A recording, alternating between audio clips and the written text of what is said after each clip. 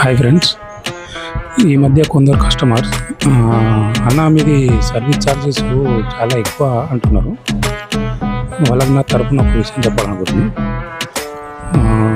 CCTV technician ఇంత ఎండలో 45 డిగ్రీల ఎండలో 100 రూపాయల పెట్రోల్ బండ్లో ముంచుకొని మీ ఇంటికి వచ్చి మీ సీసీటీవీని మంచిగా చేసిన సర్వీస్ ఛార్జీలు ఒక 300 ఇవ్వమనంటే నువ్వు ఏం చేసినావు, ఒక వైర్ మాత్రమే చేంజ్ చేసినావు కదా అంటుర్రు.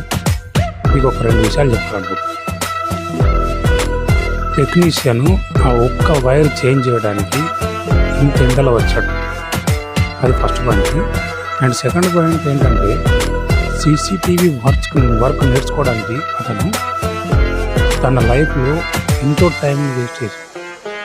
టైంని వేస్ట్ కాదు ఖర్చు చేశాడు. అండ్ కొన్ని వేలు ఖర్చు చేసి పని నేర్చుకున్నాడు.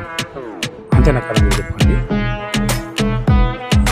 దాని విలువనన్నా మీరు పట్టండి. అతని కష్టం గురించి ఆలోచించండి, కష్టాన్ని అర్థం చేసుకోండి. నేను చెప్పిన విషయాలు కరెక్ట్ కామెంట్ చేయండి. ఇంకా మరిన్ని విషయాలు తెలుసుకోవడానికి మా ఛానల్ని లైక్ చేయండి, షేర్ చేయండి.